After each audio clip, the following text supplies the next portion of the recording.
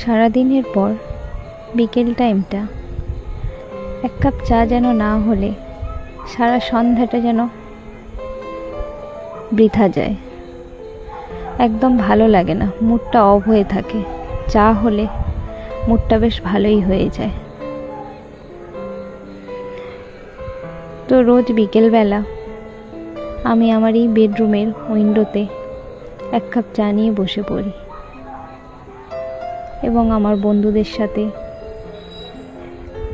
আরও আমার রিলেটিভের সাথে এখানে বসে বসে গল্প করি ফোনে। ভালো লাগে বেশ এই জায়গাটা। আজ আমি তোমাদের সাথে শেয়ার করলাম আমার এই আরেকটি বিকেলবেলার ভালো লাগার কাজ। তোমরাও শেয়ার করো।